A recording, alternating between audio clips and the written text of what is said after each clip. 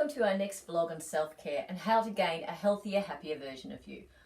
I'm Sophie from Trident Wellbeing. I'm a mind wellbeing coach, author, martial art instructor and personal trainer. In this series, I'm focusing on weight loss with tools and practices that you can do quickly and easily. But for more tips and tricks to rewire your health, click on the links below and don't forget to subscribe by pressing the subscribe button. And be sure to watch at the end or during for the fun interruption. As we learn more and more about how our brain works and how it is closely linked to our emotions, research is showing that we can reprogram our thinking and our way of being. Now, if we can do this in areas of our life related to, say, work and relationships, it goes without saying that we can do it around our health. It'll take a little practice, but if you have unhealthy practices and haven't been able to shift those extra pounds or kilograms, wouldn't it be worth a try? We already know that largely diets are unsuccessful in the long term. We also know that it feels more proactive to purchase a diet, sign up to an exercise program, and have that quantifiable measure that we're actually doing something. However, if these somethings were really successful, then most of these businesses would be closed by now. Instead, we see new diets popping up or old diets and programs being rejigged, new apps opening up, and supposedly easy ways to exercise, meal prep, and so forth. These have the potential to educate and help, but if they aren't followed, and rarely are they in any meaningful long-term way, then that's why we see weight staying the same, fitness not improving, and eating habits only changing a little. So what is missing in this equation? You have educational tools. Most of us have access to healthy food options and even cheap ways to exercise. Yet we keep stopping short of our goals. We've spoken before how important it is to have congruent and measurable goals.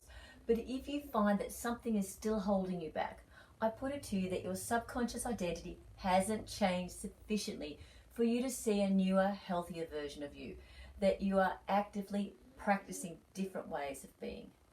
Like with most things, it might take a bit of work, and by that I mean practice. If you see yourself as the unhealthy sister, the low energy son, poorly motivated daughter, someone with a lack of goals, perhaps an overwhelmed mother, then it's going to take even more repetition to change your thinking. We link our memories with our emotions. The stronger the emotion, the stronger the memory. Who amongst us can't think of a time of supreme happiness or huge frustration? What were you doing then? I bet you can remember so many details that you didn't even know you possessed such a good memory. It's like how certain music can take us right back in time to what we were doing, who we were friends with, what we were even driving. Similarly, this can happen with negative feelings and memories. These are familiar. We have a familiar way of creating such memories. What happens though if we change the familiar to unfamiliar and the unfamiliar to familiar? So you develop practices that at first feel a bit awkward and don't want to give in to the old ones. Over time, if we do this often enough, we change who we are and how we respond. Instead of the lethargic couch potato or the overwhelmed mum with no time for herself, we put in a daily practice of something different. Now, the more we do this, the more it becomes part of who we are. It's like that person who has a cigarette that links themselves to being a smoker, or the sporty person to being an athlete, the all too busy mum to a mum that is always doing everything for everyone else. Yet when a smoker gives up, do they consider themselves still a smoker?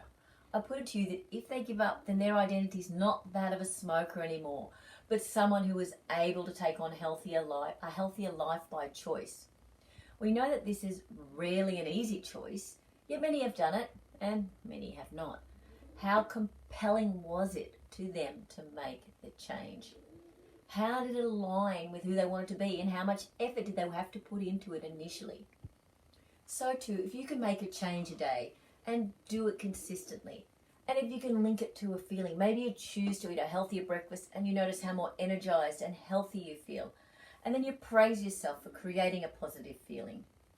This won't mean that tomorrow you won't feel like returning to your old habits, but if you do this one healthy thing each day, Gradually you begin to enjoy those feelings of being energetic and in control of your healthy choices and how this feels. If we then do this with lunch and we find some time to exercise and notice how we feel, we build up these good feelings, we praise ourselves, our internal validation is far stronger and longer lasting than seeking it from others, then over time our identity will shift. We'll become more familiar with feeling good. We'll be less tempted to give in as we recognize that we like feeling good and that we're making different choices and that we are stronger than we thought. This is when using those tools to get fitter, meal prep and so forth really have their benefit. So in summary, change what you do, link it to how you feel and notice how you're becoming different. Don't focus on the challenge but more on the reward, and soon you won't need to spend the money on this diet or that stuff or that diet. Your lifestyle will just be healthier. So if you like what I have to say, please click on the button and share with a friend that may need just a little boost today. For more tips and tricks, see my other vlogs or blogs, and the links to my book are below. Until next time, I'm sending you much love.